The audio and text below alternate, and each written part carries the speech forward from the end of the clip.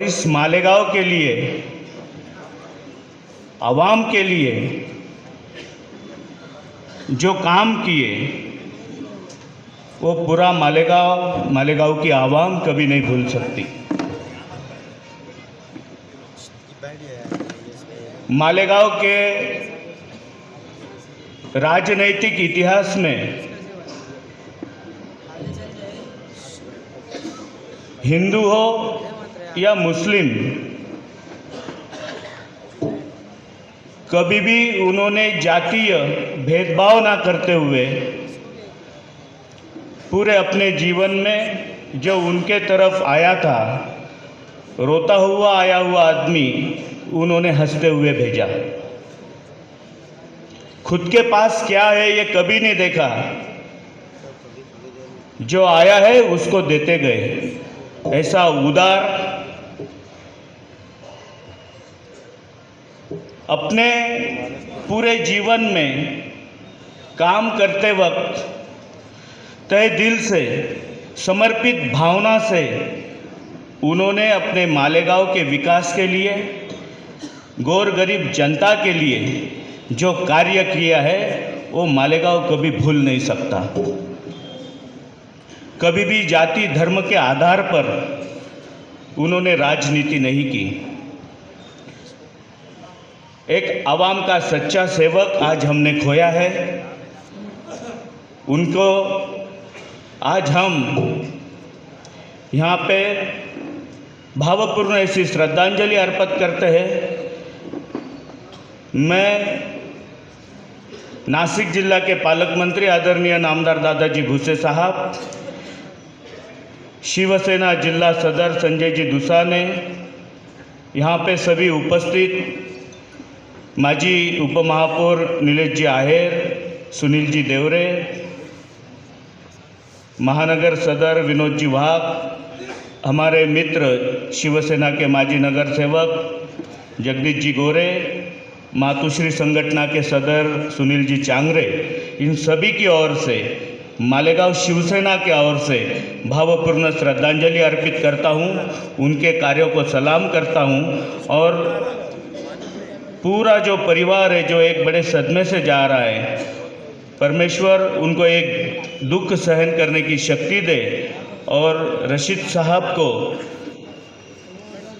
अच्छे तरह से स्वर्ग में जगह मिले, उनको जन्नत नसीब हो। ये मैं खुदा के तरफ, भगवान के तरफ प्रार्थना करता हूँ और यहाँ पे रुकता हूँ। साहब के बारे में बोलना बोले तो एक ही बोलूँगा, 2 मिनट का टाइम है। एक राजा हुआ करता था जो दिन के अंदर तो करता ही था, उसके बाद में एक चद्दर लेके गांव में घूमता था वो राजा। किसके घर पे खाना नहीं है, किसके घर में क्या नहीं है, तो देख के सवेरा हुए बाद में उसके कार्यकर्ता को भेजाता था, जाओ उसको लेके आए यहाँ पर। तो वैसा राजा आज हमने खो दिया है। तो मेरी एक विनती है, मेरी समाज का तो हमेशा प्रेम साहब पे रहा है और हमेशा हमको उनका साया हमारे सर पे हमेशा रहता ही था।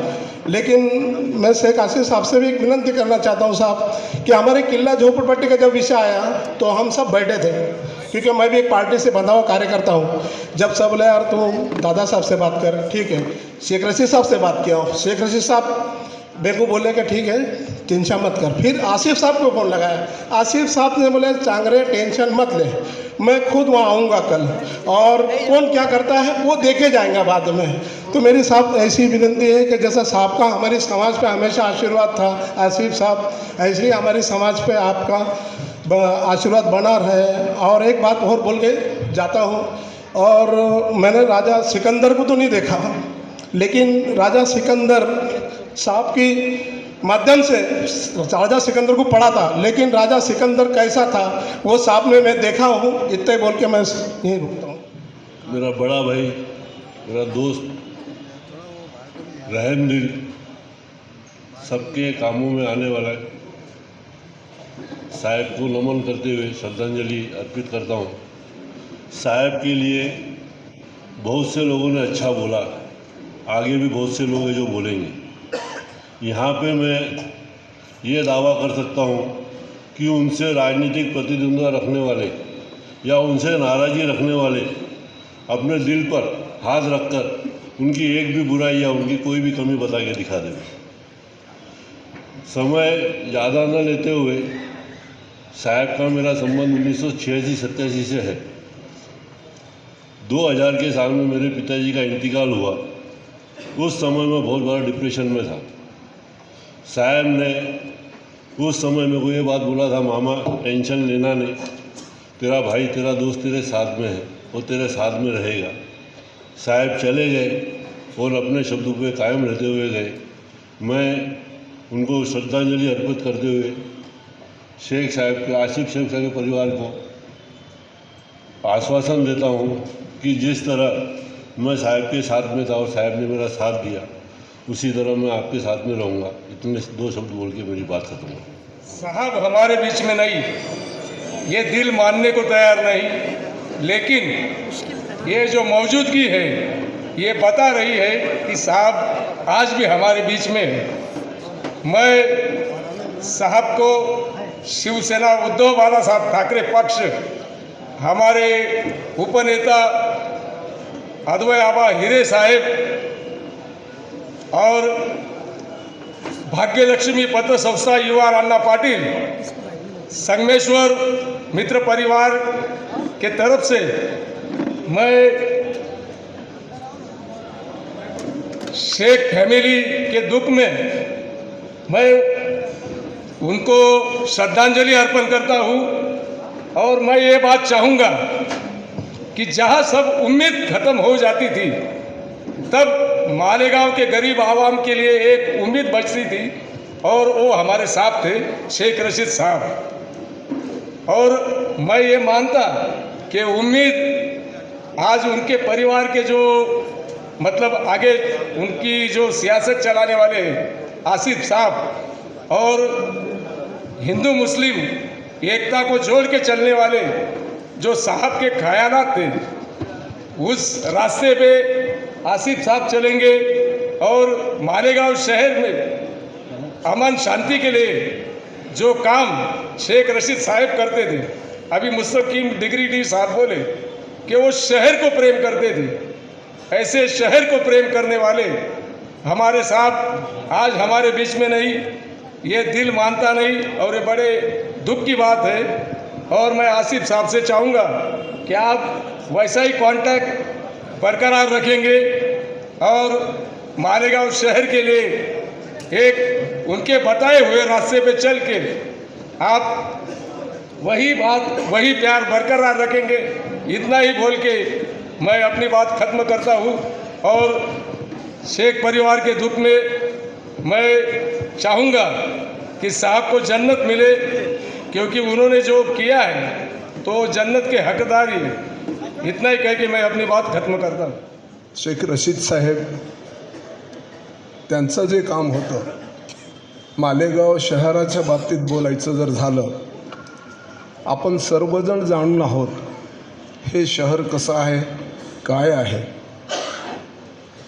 हिंदू मुस्लिम संमिश्र वस्ती असलेल्या अनेक वेळा गावात आपलं तणावही निर्माण होतो, कधीकधी टोकाचंही निर्माण होतो तणाव। आणि अशाही परिस्थितीमध्ये शेख रशीद साहेबांनी कधीही मनामध्ये दुसऱ्या समाजाप्रती दुजाभाव ठेवला नाही। मीही भारतीय जनता पार्टी म्हणजे याच्या आधीचा जनसंघ जनता पार्टी व आताचं भारतीय जनता पार्टी सुमारे 45 वर्षापासून कार्यकर्ता म्हणून काम करतोय। साहेबांचं राजकीय जीवनपट माझ्या डोळ्यासमोर आहे। आमच्या पक्षाचं कोणीही त्यांच्याजवळ गेलं, अतिशय आत्मीयतेने विचारपूस करणे आणि तेवढ्याच आत्मीयतेने ते काम पूर्ण होईल याबद्दल मेहनत घेणे हा त्यांचा स्थायी भाव होता। सगळ्यांशी अतिशय सलोख्याने वागत असत। आणि त्यांचे सुपुत्र माजी आमदार शेख आसिफ साहेब या हे सुद्धा त्याच पद्धतीने काम केलेलं आहे। त्यामुळे आमच्या भारतीय जनता पक्षाच्या वतीने स्वर्गीय आमदार माजी आमदार शेख रशीद साहेबांना भावपूर्ण श्रद्धांजली अर्पण करतो आणि त्यांचे सुपुत्र आणि त्यांच्या संपूर्ण परिवाराला हे शोक सहन करण्याची परमपिता परमेश्वर शक्ती देव अशी आशा व्यक्त करतो. आणि हे बोलत असताना त्यांचे सुपुत्र राजकीय जीवनामध्ये वेगाने वाटचाल करीत आहेत शेख आसिफ साहेब. त्यांनाही मी आवाहन करेन, आपणसुद्धा आपल्या वडिलांच्या पावलावर पाऊल ठेवून या मालेगाव शहराच्या प्रगतीमध्ये वाटचाल करावी. आणि पुनश्च माझ्या पक्षातर्फे भावपूर्ण श्रद्धांजलि. शेख रशीद साहब आज अपने में नहीं है, लेकिन मेरे को ऐसा नहीं लगता कि वो अपने में नहीं है. आज भी वो अपने में है, क्योंकि उन्होंने जो काम किया है, जो नाता हर एक व्यक्ति से उन्होंने जोड़ा है, वो कभी भी कोई व्यक्ति भूल नहीं सकती. ज्योत से ज्योत जगाते चलो, प्रेम की गंगा बहाते चलो, राह में आए जो दीन दुखी, सबको गले से लगाते चलो.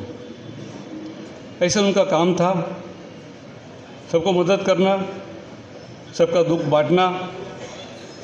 एक अच्छा राजनीतिक, एक अच्छा जनसेवक, जिन्होंने अपनी पूर्ण हयात लोगों की सेवा में लगा दी थी. और ये करते करते उन्होंने अपने तबीयत का भी ख्याल नहीं रखा.